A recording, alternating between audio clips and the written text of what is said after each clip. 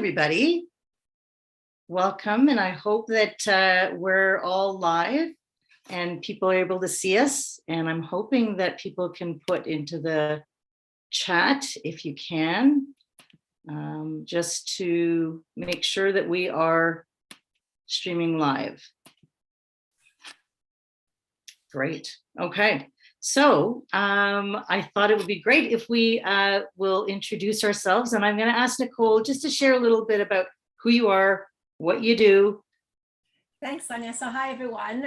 My name is Nicole Copping-Pavars, and I was a family law lawyer up until the 31st of December 2021, when I decided to, there's just someone in the waiting room. I'll just, perhaps we should just let everybody know if they come in here, if they can go to the YouTube link.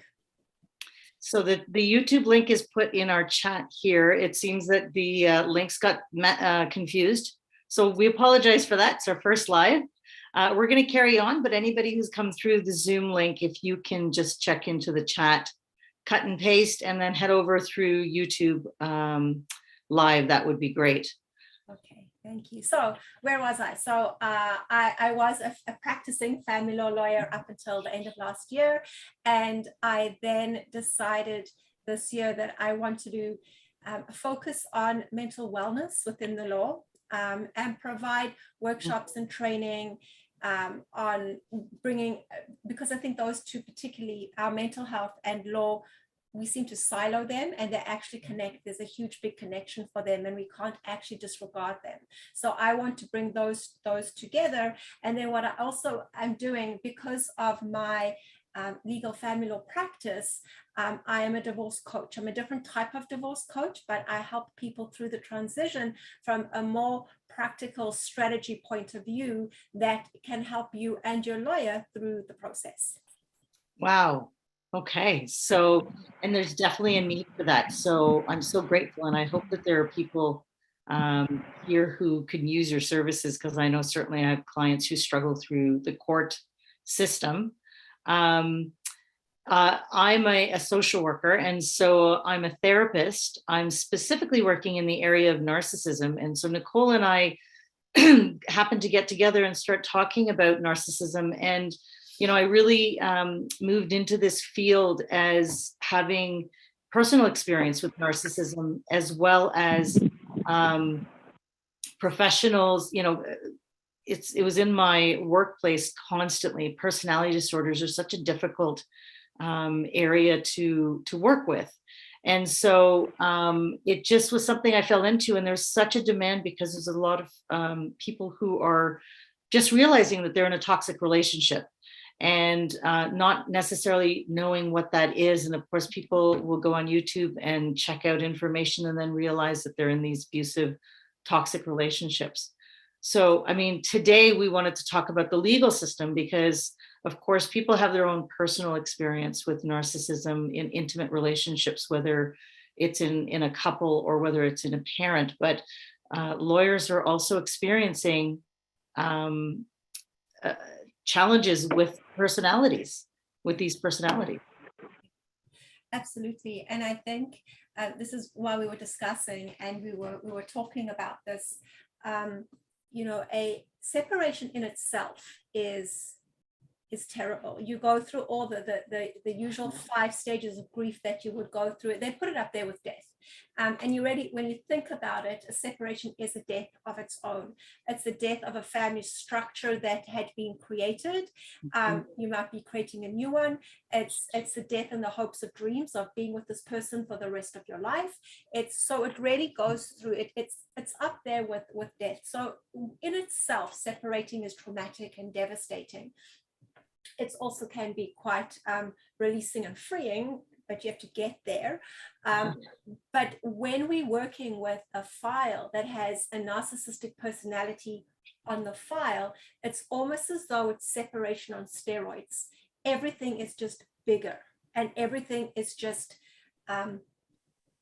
concentrated, which really makes it difficult. And so I think when we were chatting, we were saying, well, what is behind the scenes? What is the lawyer actually dealing with when they've got somebody on the other end of the file who is a narcissist, because this file works very, very differently. And this file is more frustrating than any other file. And the reason why it's so frustrating is sometimes the lawyers don't realize that their clients are narcissists until either their clients are narcissists until it's too late and they've been charmed, and they have been, caught into the spider's web of the narcissist.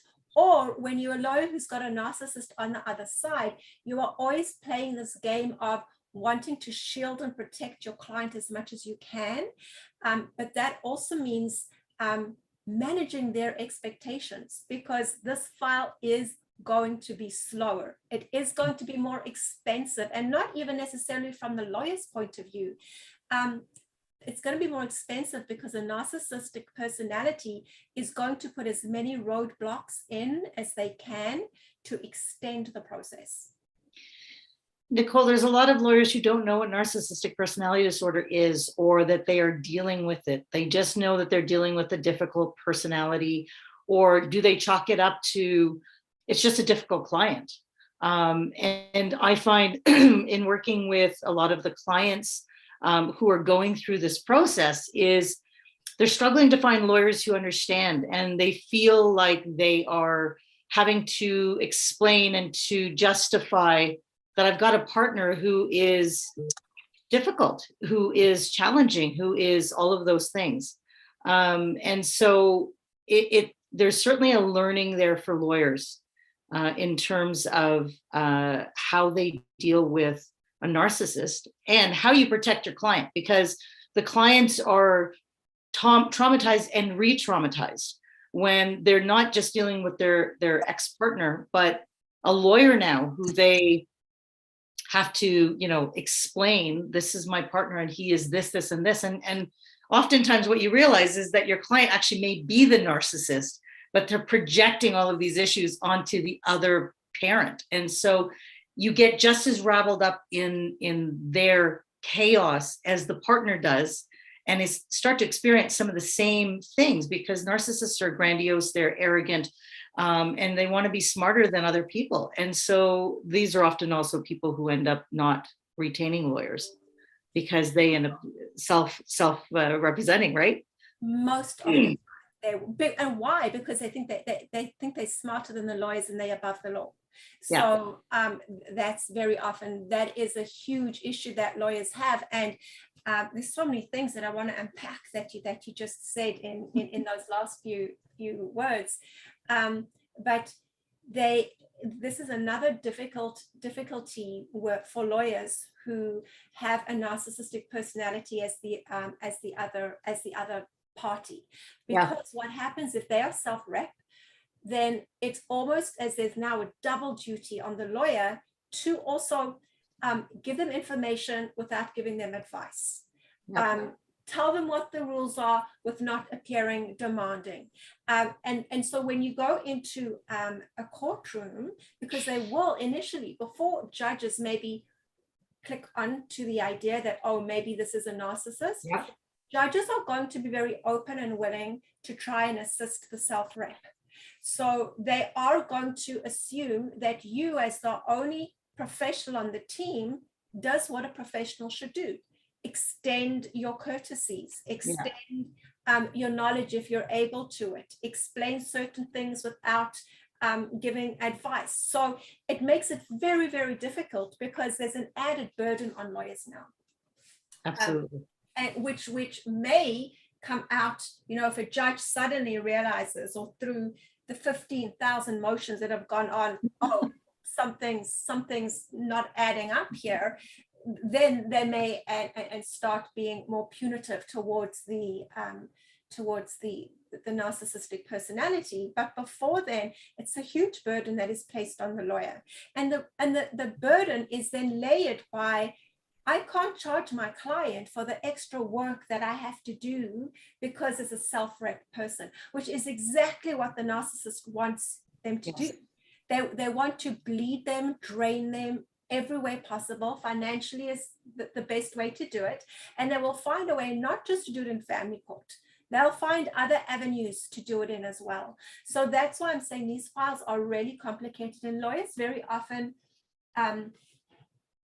lose money on these files. I know that might sound ridiculous. How can lawyers lose money? You charge a fortune, but you do lose money because you aren't charging for a lot of things, because a lot of us do feel really bad. How can I charge my client for X, Y, and Z? So what happens then is, if lawyers don't understand the narcissistic personality, is sometimes, I'm not saying always, but sometimes your lawyer might feel resentful when this file comes up. Yep. And resentment is an emotion that comes out of boundaries being pushed. And everyone's boundaries will be pushed when there is a narcissist on the other side.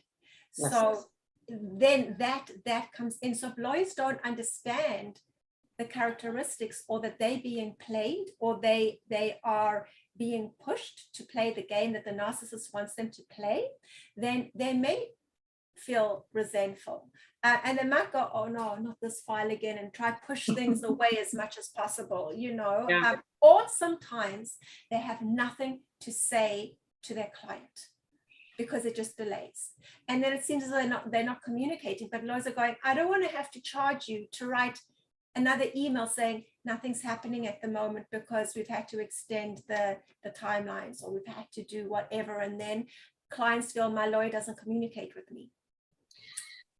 Nicole, I find a lot of my clients, when they come to me and they're in these court processes, they're struggling because they don't want to communicate with their lawyer, because they're being charged for emails, phone calls.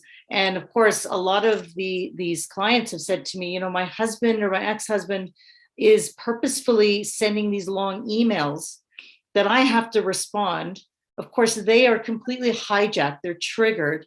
And I end up having to spend a lot of time with them, trying to help them read an email after they've sort of come down, because they go into fight and flight, and to be able to sift through and find the pieces of information that they do need to respond to.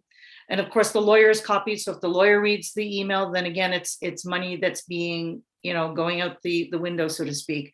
So what I've suggested to some of my clients is, and I don't even know if this is realistic, is to instruct your lawyer, you're going to get tons of emails. Please don't read them all. Let me read them. And not that they want to, let's be honest, they don't want to, because they are just so shattered by just the words, the control that's reaching through the computer and so on.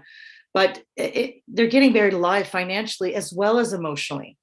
And, you talked about being a divorce coach, and is there a role for you that may minimize, some of the impact, some of the dollars that are spent with lawyers, for example, and how and what? Because I know I've got some clients who really could use a go-between, who understands the law, who can do some interpretation, like a language interpreter, and to be able to minimize that impact for lawyers. Is that what you would specialize in?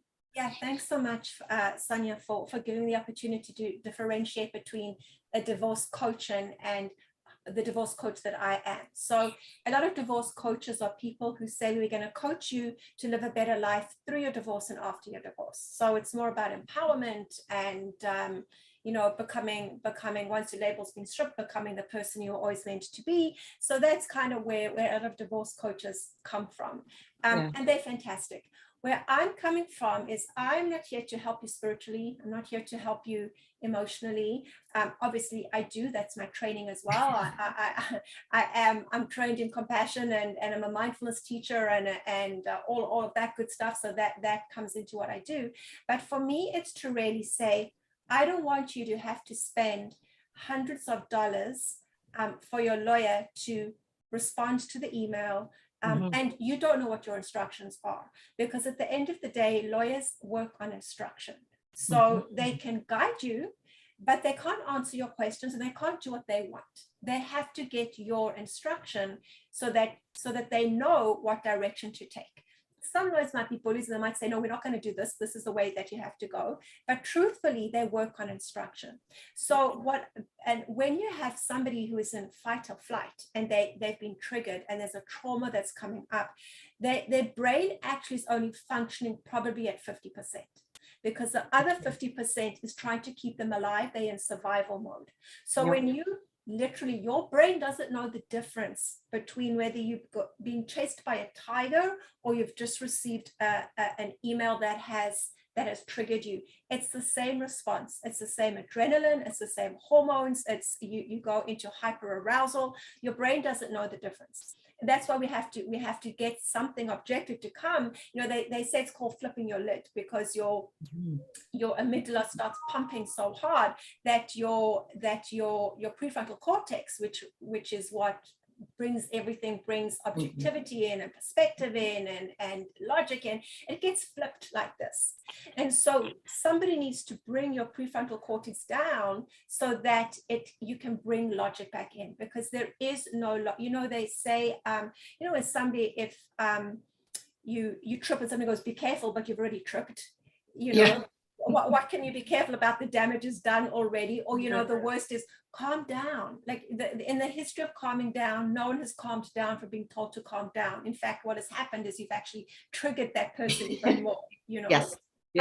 So the whole point, basically, of what I'm saying is that what I do is that I would go through the email, and then I would start bringing objectivity to it. And so what that is it seems as though this email is personal. It seems it's a personal attack against you, but actually it's not. It's their story that they're projecting on you, hoping that you will then latch onto it to give more fodder, should I say, so that they can fuel you, and then you fuel them, and then you eat into it. But most of these are not, they seem personal, but they're not personal unless you make it personal. And that's what the narcissist is hoping to do. So what I do is deconstruct the email in such a way to say, let's get rid of all the stories that are either in here that aren't the truth, because most of the time the stories that are in the emails are not the truth. It's Absolutely. Perception that is being portrayed by the narcissist to get you to believe it as the truth. The gaslighting. That's the common term, the gaslighting. Yeah. So what I come in and do is, and I say, let's deconstruct this email. Yeah. Get to what is the most important thing about this email. Why is, and if there are lies in there, we don't have to say why they're lies. We can just say, this is not the truth. And we don't have to get into the details. So it's really deconstructing, and then also saying, if you have to, because you're always going to say, well, how do you want me to respond? Tell me how you want me to respond. So instead of now going, well, they said that I didn't do the laundry, but I actually did do the laundry. In fact, I did it 3 times. That's not useful. Okay. No. So what I help is say, this is how you're going to instruct your lawyer with respect to this email. We're going to get through we're going to triage it. What's important, what's not important, or what is important that can be dealt with later when we've had time to investigate what is actually the truth in all of this. So pretty much, it's the 4 agreements that I go through with the clients. This isn't personal, so let's just take all of that out. We're not going to respond in your habitual way of responding, because that's how they want you to respond. So you're going to start changing the tactics, which initially is going to be it's going to feel even harder, because they know how to control you. And when you're saying, I'm not being controlled that way, they're going to make it even harder to really put pressure on you. So you have to know that. You have to manage your expectations. We're then going to say, what are the assumptions that are being made here? Are there assumptions being made, or is there truth? If there's truth in that, let's agree to what the truth is, but let's just clarify as well. So it's really just deconstructing, making it almost objective and not so personal anymore. And also ensuring that our client, your client, is always doing their best. And so that there can never be any attack. This is how you responded. So it's almost like retweaking. What we have to do is we have to know our brain is plastic. And so what we have to do is we have to start restructuring our brain to create new pathways that are healthy, filled with boundaries, and strategize. So Right. and what I'm also doing is managing expectations. And I do the other piece, which is the bringing them down, the emotional sort of fallout, because the clients are very much attuned to the wavelength of a narcissist because they've experienced it for so many years that they just have to look at them, and there's already this whole visceral response that happens. And I know that many of my clients are confused. They sometimes can't think straight. They don't know what to do. They don't even know what to say to their lawyers. Yeah. And so often, it's sort of the team approach, as we've sort of mentioned, is having a lawyer is important, but a lawyer often is perceived as, by the client, you're going to save my life. You're going to get me out of this. You're going to get me out of this fast. And I don't want to lose any more money. I don't want to lose my children. I don't want to lose access to them, all of those things. And yet that's not it. I mean, there's certainly some merit to it, but that's not the end all be all of what the lawyer can do, because of course they're struggling with the same dynamics, email blasts, all of those things. And then, your role in that in terms of how do we relay the information in a way that's succinct. And my role is over here, which is the emotional around, yep, I know that he has triggered your buttons, and I know you got to go into court now. I had one client who had to testify through Zoom, and like we spent a couple of sessions before she went on, because she's like, I'm so paralyzed. And, these are people who are professionals. They are not people who, sit at home and are completely isolated. They hold jobs, they manage children. They're highly intelligent people, but in this one intimate dynamic, they are so paralyzed because, I've heard some of my clients say that he has made it his job to bankrupt me, I'm going to lose my kids, and I'm going to be out on the street. And that's their mission, right? They have verbalized that to these clients. And therefore, they are in such high alert every time that there's a text, an email, and it's such it's a struggle to live in that kind of reality. And, having that full team. And I wish that judges were much more aware. And I think, like you said, over time, they kind of see the pattern. And that's exactly it, is with a person who meets a narcissist, gets into a relationship, it's a love bombing. It's the charming facade. When you first get into court, they are charismatic, they are well-spoken. And, they often will manipulate people to be perceived as the calm one, the smart one, the rational one. And what they are doing is they're gaslighting and creating this doubt in the other parent to present as confused. They can't string a sentence together. They just become so emotional in court, they're crying. And so often, I'm not sure how a judge perceives that as, oh, maybe this person is the one who is more sane. But there's a whole underlying theme that is happening in that dynamic, that it's so coercive, so toxic, so manipulative.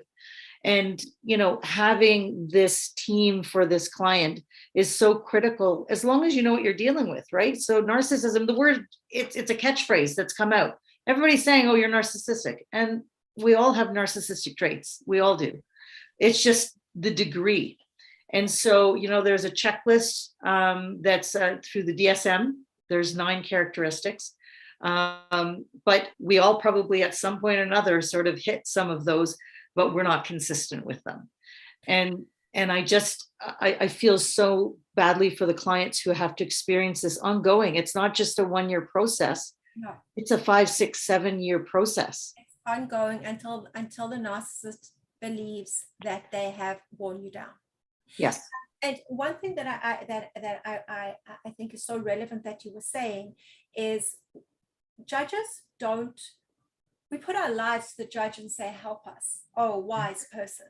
Yeah. They know you for what is written on a piece of paper, which sometimes is just, if you've got a lawyer who's got extraordinary writing skills. Yes. That's how they're going to see you. You are words on a piece of paper. So that's the first thing that a judge knows about you. And then they get to see you maybe for an hour. And in that hour, how much have they really seen you? 5 minutes maybe, because the rest is are the lawyers talking and arguing. Maybe they'll ask you a few questions, so they don't really know who you are, and yet be saying, please, will you control and help us with our life. So, but going back to what you say, when narcissists are charming, they are such good actors. It's a role for them. So they will go into the courtroom, they will be calm, they will be respectful, they will have everything in order, they will be triggering you by a look, a glance, a nudge, a movement that they know is triggering you, that is everyone else is blind to. Absolutely. And so what happens is now you're going into this hijack, you're going into this amygdala hijack, you're being triggered, you're in hyper arousal, and maybe you might scream out, or maybe you will cry, and then, you know, the narcissist goes, this is what I'm dealing with. See, yeah. You know, I've tried everything, Your Honor, but I just, you know, so, and then what happens? So they might try that. And then what happens is when you are feeling so overwhelmed as it is, and now a judge is looking down at you as being a person that you're not, that triggers you even more. And so now you're going to get more emotional. And that's exactly what the narcissist wants to happen in court. Absolutely. So it almost, it's a game that they're playing, but once you're clued onto the game, you change the rules. Yes. And they don't like the rules being changed, but when you change the rules and they see the rules have been changed, they then start realizing what I used before didn't work, which means they might start using strategies that they don't know work or not. Correct. And I would ask you this. So what I've often said to my clients is, let the lawyer do the communicating with the other lawyer, with the narcissist potentially, because they are the ones who reach out to, opposing counsel. Because what they are doing is they are going to the client, my client, and trying to control and saying, we don't need to be in court. We can do this on our own. Just give into this part and I'll let you have this. And then, of course, they are notorious for then changing their mind, saying, no, I didn't say that. But what they want is some kind of an agreement that's not done through the legal system. And so what I have said often is, they are manipulating you, and they are continuing to try to control you. And you're paying a lawyer, but you're still continuing to have communication with this person who you want to extricate yourself with. Yes, there are children. There are so many layers to the amount of interactions that they have. But is it realistic, Nicole, for me to say to my clients, stop communicating with them? Let the lawyer deal with it. Because what happens is your lawyer is trying to do things within the law. The lawyer is trying to do things that are beneficial to you, for your family, whatever it is. And they, sometimes I think people don't see how much back work there is that lawyers actually do in the background. And so they're really trying to get things sorted out. Maybe they've spoken to the other counsel, maybe they've spoken to the narcissist, but they know at the background, the narcissist is doing something else. So all the good work that a lawyer may have done gets unraveled completely. And then it's very frustrating, because then what happens is the narcissist will come and say, oh, I don't have to do this because we've made our own agreement. Right. And then you go to your client and you say, what did you do? Yeah. And they go, well, he promised me, he said, rather than paying my lawyer $500, which wouldn't go towards swimming lessons, and my kids really need swimming lessons. He said, if I agree to this, then he'll pay for the swimming lessons, then we don't have to fight with the lawyer about it. So I just agree to it. Something like that, Right. It'll always be about money. Yes. So then the lawyer says, but you couldn't agree to that because it's interrelated with, it's not just $500. I'm thinking in South Africa now. It's not just $500. That's connected to this. It's special expenses. So yes. The law is very specific with certain things. You can't just cut out one thing and then just not assume that it's not going to have a tumble down effect on everything else. So but that's exactly what they're trying to do. They're trying to work outside of the system so that your lawyer can't actually get agreements put together. Yes. And when that happens, and so now you've made an agreement outside of the system, your lawyer also starts losing trust and faith in you as a client. Because what's happening is now they have to do damage control. Now it's going to cost them $2,000 or you $2,000 for them to try and fix what shouldn't have happened in the first place. And Right. then you get upset because why is my lawyer doing this? Why have I just spent $2,000? I'm no better off than I was 3 months ago. Right. And that's Yeah. exactly what the narcissist is trying to do. Yes. So they're also trying to damage any relationships of trust and faith that you have. And the trust and faith you have in a lawyer is the one that is the most important to them. So when they can start getting you into trouble with your lawyer, or your lawyer getting frustrated with you, that's fantastic for them. Right. They're coloring the client's view of their own lawyer. And yes, I mean, it's very undermining. It's very sneaky. And I've actually heard of some narcissists who have launched complaints against opposing counsel and want to get them fired. I have had 2 lawyers that I've spoken with who have said, I'm fed up with this client, and they've launched 2 or 3 complaints. And I've had my clients say, my lawyer knows this is a narcissist. I trust him. I like this lawyer, but he's going to leave because he's now being threatened with a law society complaint. And so they are totally taking this lawyer off, right? This is why I'm saying these files are like they're files on steroids, because what will happen is the law society will quickly see the lawyer will write back and say, it's not even my client, it's opposing party, we're going into court, and the law society will deal with it, and they'll close the file very, very quickly. But if you have 3 or 4 of them, again, you're not making money. And every time as a lawyer, every time you get a letter from the law society saying a file has been laid against you, yes, it takes time. It takes time for you. You have to do a thorough job to explain to the law society. They're going to have questions. They don't just go, oh yeah, we'll close the file. That also, you're not billing for that. You're not doing anything. Maybe in evidence you could say, this he filed 3 or 4 vexatious claims against me with the law society, but it's also eating away at your relationship with your client.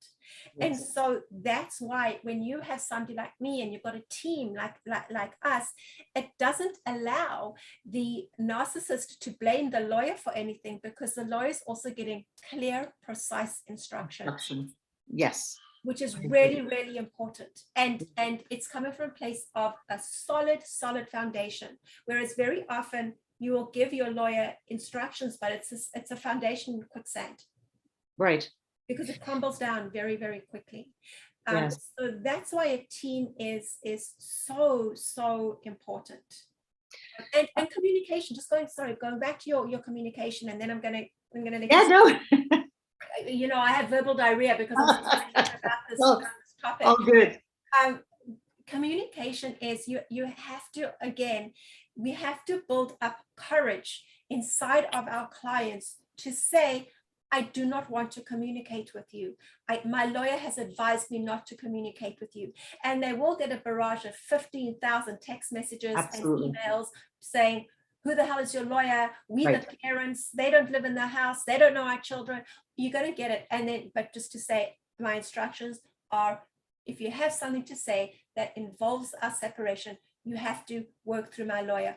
Or there are fantastic communication that are free, like our Family Wizard is one of them. And what's great with our Family Wizard, there's a free version. I think maybe a version you pay $150 for the year. I don't know the cost of it. But what's great with it is there is a tone barometer. So yes, when you're writing an email, if it hits the red zone, it will not allow you to send that email. Right. So the communication has to be respectful, because otherwise when you're using our Family Wizard, it won't allow that communication to go to the other side. Right. 2 things. One is clients are often going to a lawyer also for some sense of validation that they're not crazy, because they do feel crazy. They have been gaslighted and confused by their ex-partners to give in. They are being bullied. And, they're very creative at using lawyers as a tool to bully as well. But these clients come to the lawyers to say, I'm going to tell you, I'm going to pour out my whole story to you, and I need your help. And what they are, rightly or wrongly, it's not even a question of that. It's they're looking for validation that I'm asking for something reasonable, right? Like, I'm not crazy that I want my children to live with me, even though he says he's a better father. So they are looking for validation. And I know, some lawyers are able to sit down and have that conversation and listen. And other lawyers are, of course, very busy. They're dealing with a lot of other matters. And so they aren't.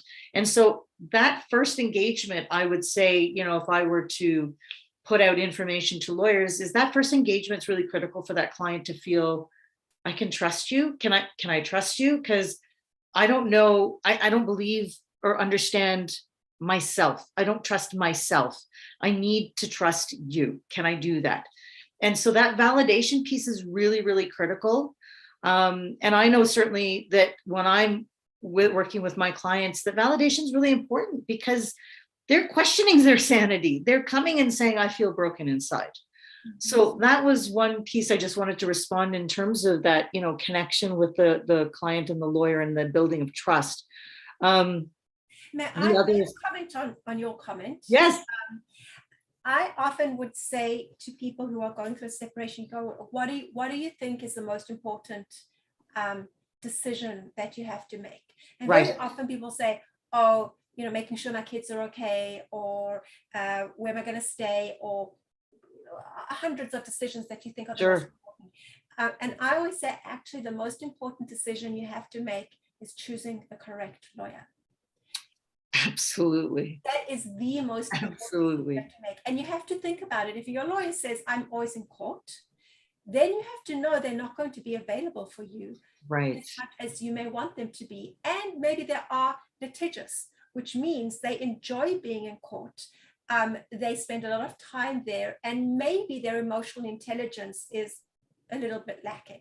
I can't speak for everyone, but if you are with a lawyer who says, I am more about negotiation, I am court averse, I don't spend a lot of time in court, these are questions that you have to speak to a lawyer, because you are going to be relying on them. And if your lawyer is always in court, they may not be responding to your questions and your queries as quickly as you want. And sometimes when you have these files that have a narcissistic personality on them, it feels as though a fire is burning, because the narcissist is saying, if you don't get back to me in 2 hours, you're not going to see the kids, or I'm not bringing them home, or I'm not picking them up, and so you have these time constraints that in the great big scheme of things aren't urgent, but they are urgent to you because you're being triggered, and they know that you're being triggered. So if you've got a lawyer who's always in court, they probably won't get back to you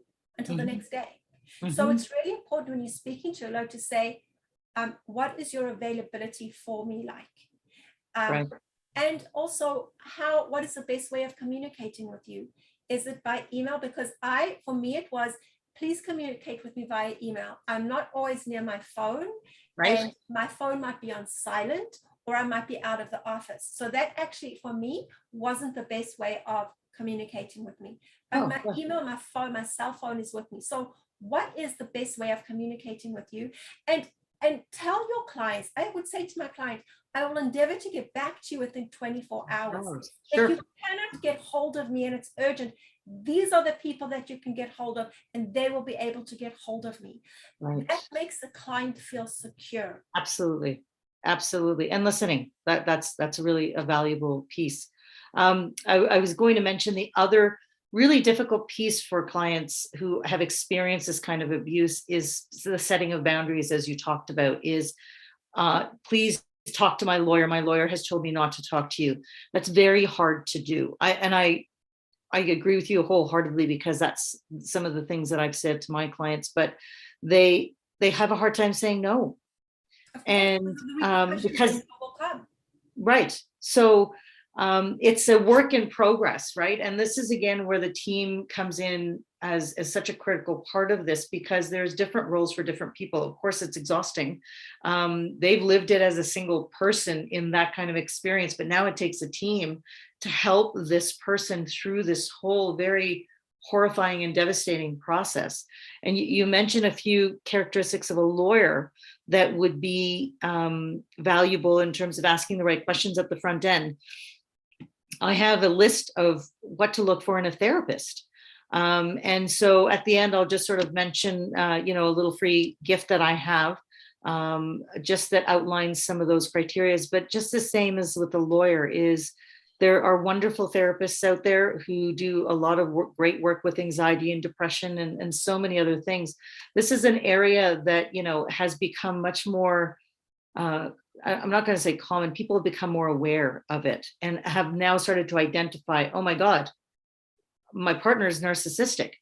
And, therapists with the best of intentions are counseling couples because they often go into couples counseling as a first attempt. And they come out of that where the victim has been scarred unintentionally to stay with or to work on, or again, similar to what you've mentioned in the courtroom, you see what I'm dealing with? And they are belittled and humiliated in front of a therapist. And so they think, oh my God, it must be me. The therapist is saying it's me. So they go home and then they stay in these relationships for a period of time until again, they reach some kind of, a wall. And then all of a sudden they think, now what? You can't close your eyes once you've opened them, right? So, or you can't unring a bell, as the saying goes. Once you know. And then it's, how can I stay? And I've worked with so many clients who say, I'm going to stay. And I say, okay, that's great. So let's talk about some of the coping strategies. And what happens is they go back and forth and they stop seeing me because they're feeling guilty that they either stayed, which again, I don't judge, or they've left and they're talking to me and we're starting some of this process, and then they get lured back. And then they disengage with me because they're feeling whatever, right? Shame, guilt, their need for this partner on whatever level that it touches sometimes is greater than their own need for their self-worth and their sense of peace, humanity, all of those things. They think, I need this person because there's been such a dependency that's been created. And so these extricating yourself from these relationships are extremely hard. And I don't know if, you have any experience or stats in those who start a process, but then stop and reunite because they are lured back in and sometimes it's for the kids. They say, I'm staying for the kids. It's a very difficult relationship to negotiate from all spectrums, right? Not just being the person who is experiencing it as a victim, but from all of the other people who are trying to support and those who are impacted by a narcissist in whatever realm that they are. And I think that's a really important point because, like you said, it's not for any of us to judge somebody if they want to go back. No. But what we can do is to say, you've made a decision, can we unpack it? Yeah. Was there a triggering event what happened that made you decide you want to go back? Yep.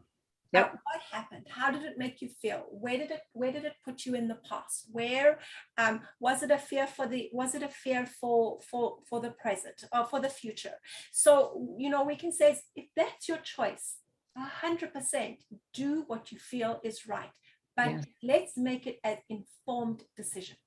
Let's see what information made you want to make that decision. And if the information, you can go, yeah, no, I still feel 100% fine. But when in doubt, go with that. So when you go, oh, I'm not really sure, but he said, and maybe he's right, or maybe she's right. Who's to say it's a he or she that they're both there. When the second you can see they start feeling they're faltering, then you particularly as a counselor can say, or as a therapist can say, let's work with that emotion right now. Yep. How do we strengthen? How do we resolve this, or whatever it is? And the thing is that very often the narcissistic personality will upfront say to their lawyer, my wife suffers from mental illness. Absolutely. Yes. So the lawyer already thinks, oh God, we've got it. And then the lawyer doesn't know that their client is busy poking the bear in the background to make them look like they are crazy. Yes, absolutely. And so the lawyer for the narcissist, their client is this poor person who has to deal with this mental illness and this person at home, and they're just trying to be a good parent and keep it all together, and they get charmed. Yep. So it's like I always wish that there were these like 9 checkpoints that judges knew, that lawyers knew, that this is why this information is so important. Yes. To see, because, you know, like we were discussing, we were talking the other day when you said all of us have got some kind of narcissistic, and it could be situations, could be with one particular person, right?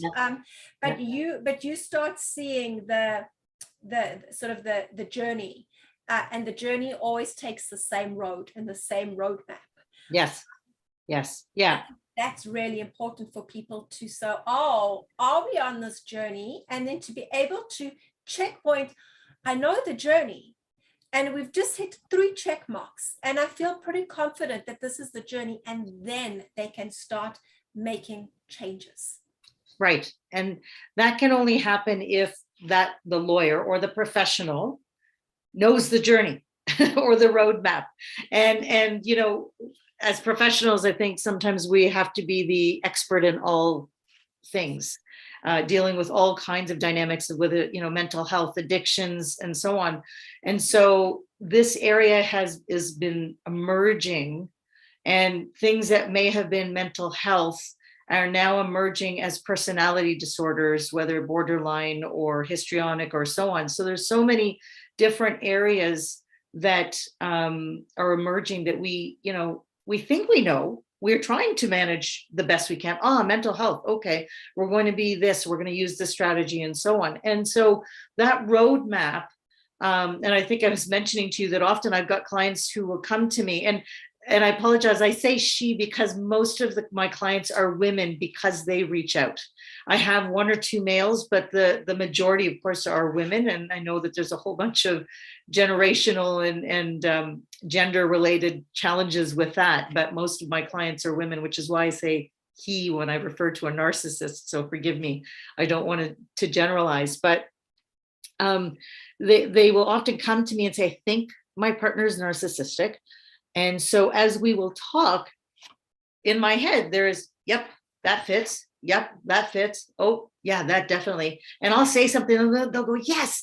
And so there's a common language as you get to know the roadmap that you say, yeah, I can't diagnose that he is an NPD, but has some very high, a high rating of these certain characteristics.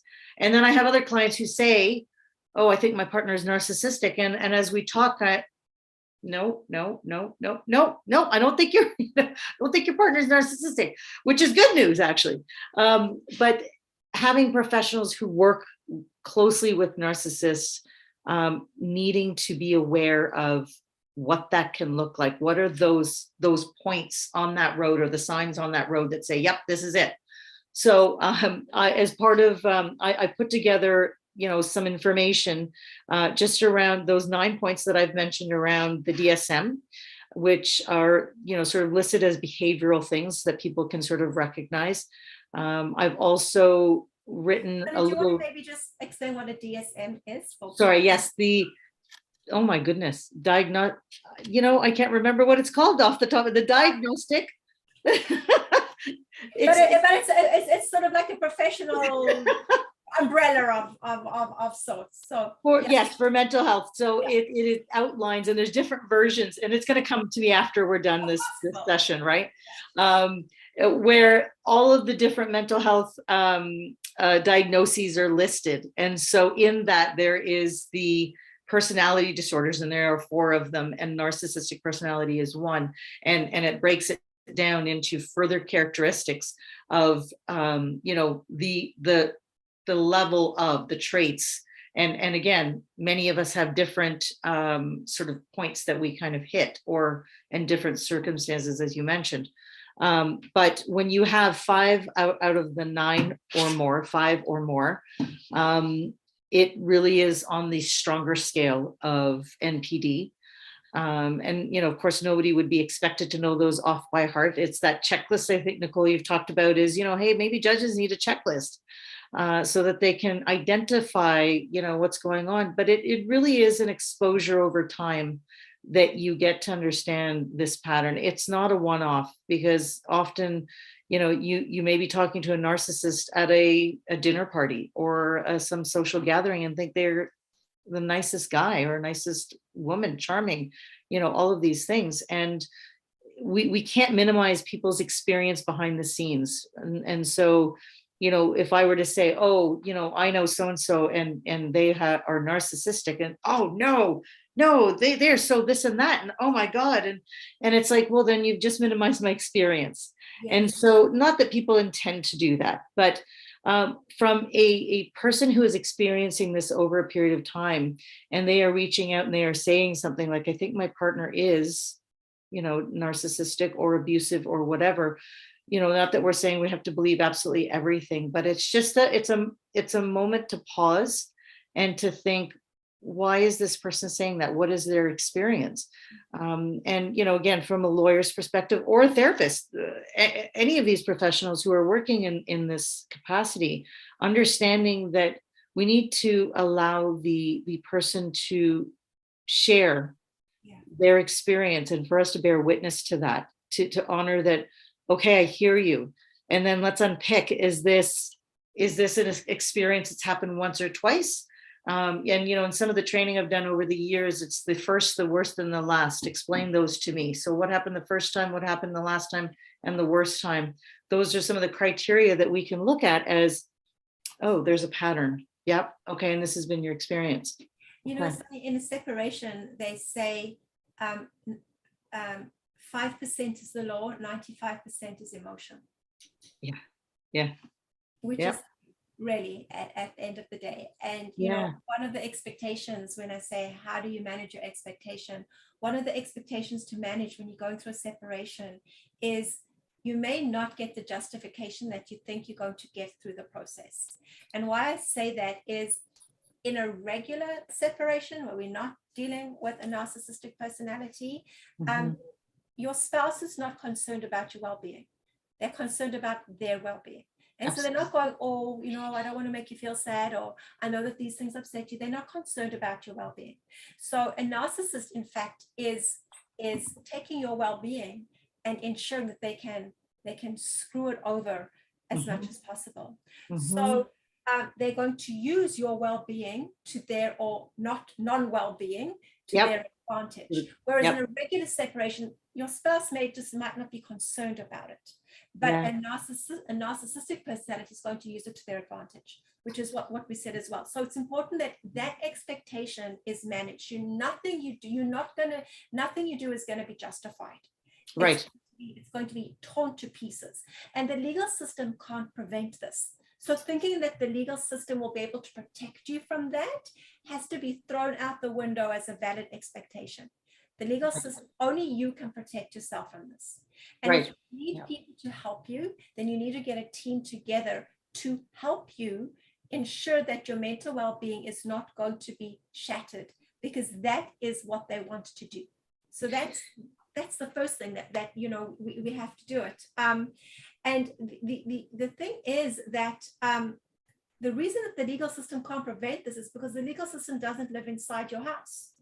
Yes. The legal system doesn't live inside your conversations. The legal system doesn't live inside your decisions. So to then go, oh, the law wasn't protecting me, it can't. Yes. It's still parameters. So, it's really, it's really how the law applies to you is how you protect yourself from your spouse. Right. That makes sense? Yes. And that's the boundary piece again, around how do we create boundaries? And if clients can't right away, then it's how can the professionals help them create boundaries? And if that is at first standing guard for them, so to speak, in that, a lawyer, and again, don't know if it's appropriate, but a lawyer saying, I'm going to be the one to speak to this narcissist, or to opposing counsel, so please don't.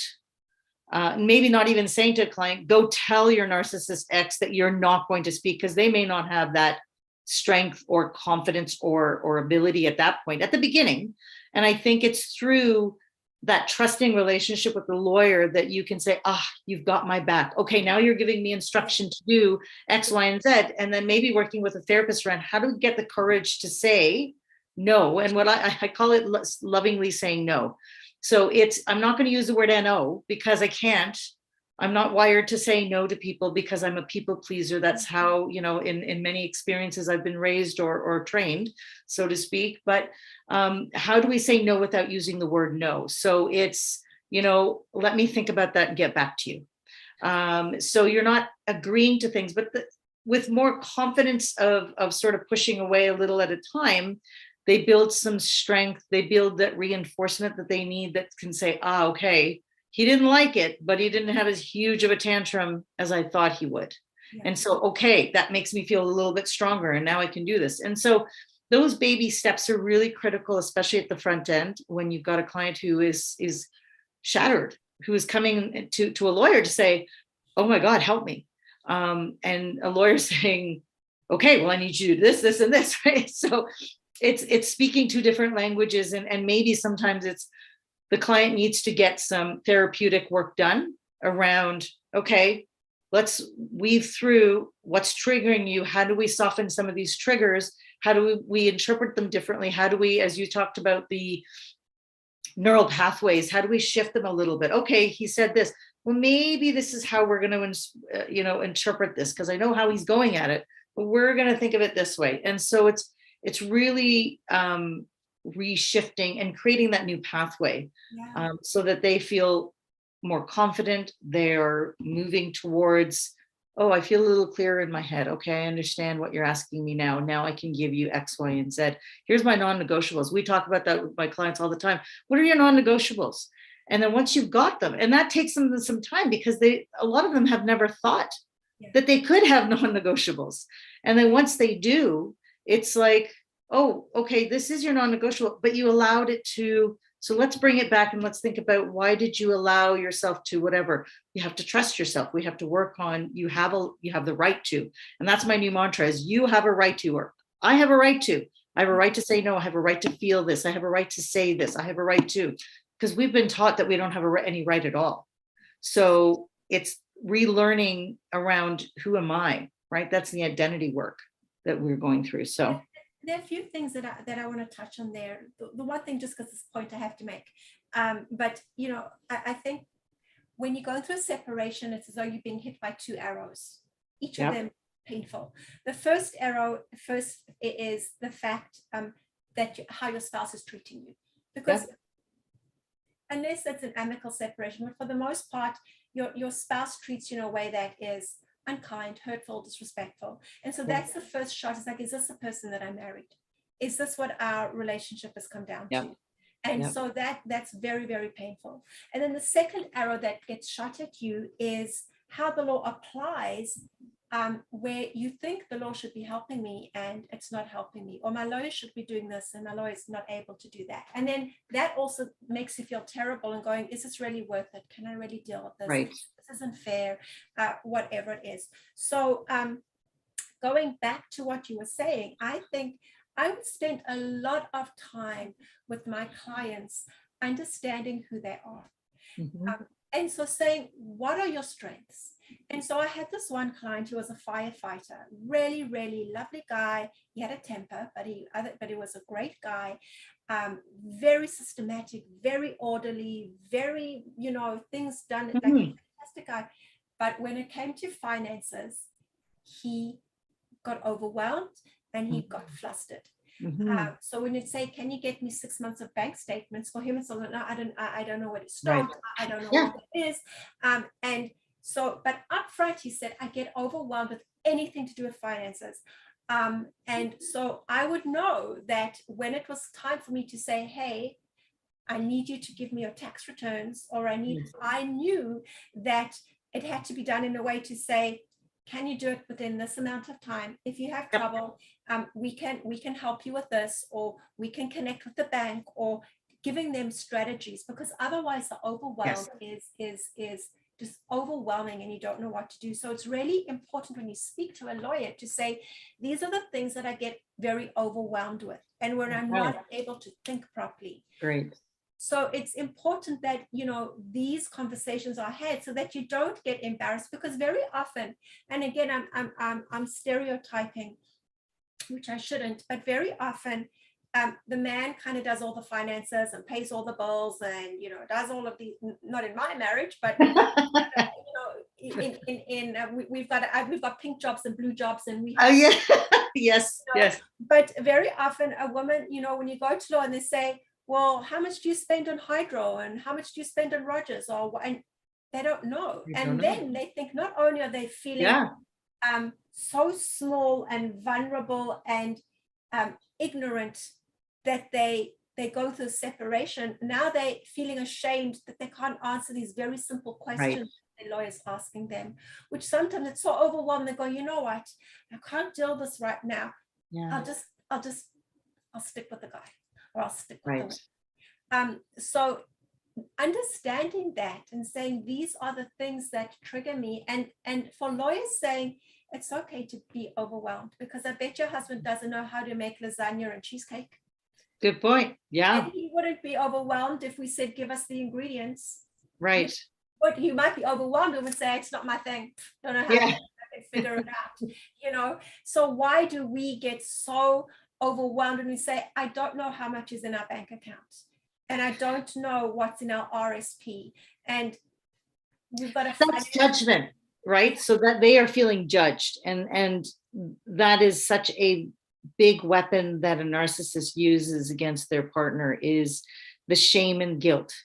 And so many are triggered by guilt, and the guilt becomes so debilitating that they stop in their tracks, or they apologize, or they, you know, all of the coping strategies that we've developed in order to maintain these relationships on some even keel, although that's an illusion because there's no even keel, is what they do. And so if you trigger somebody who's experienced this type of toxicity, it can hijack them, it can derail them. They don't know what to say, and they don't want to look stupid, right? They don't want to look confused or that they doubt themselves. And so it's a very it's a landmine, not just in dealing with the narcissist, but also in dealing with the person who's experienced this kind of abuse. Absolutely. And I think it's Loaded.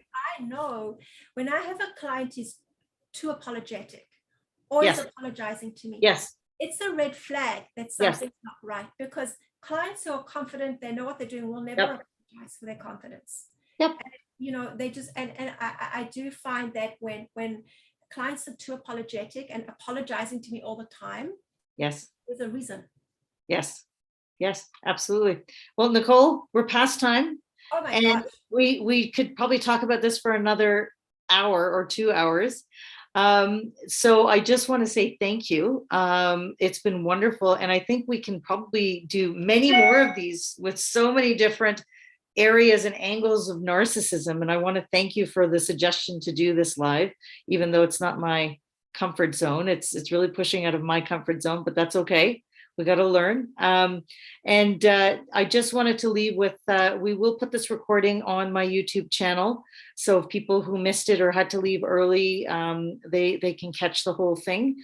I'll also leave a link. It'll probably get put up tomorrow with a free downloaded PDF document that has the 9 characteristics of a narcissist. It'll have a little bit of information about what a victim experiences, you know, physically as well as emotionally, as markers, as well as a tip sheet just around how to find a good therapist who knows some things about narcissism as you're starting to see about fit. So I'll leave that in my comments of the YouTube channel, and please subscribe. And I'm supposed to say that, right? You're supposed to like and subscribe and share. So I'm going to say that. So yes. Down there. And stay tuned. We'll probably have some more lives. And thank you all for joining us. And hopefully you got something valuable out of it. Thanks, Nicole. Thank you. Thank you, everyone, for joining. I hope to see you again. Yes. Take care. Bye. Bye-bye.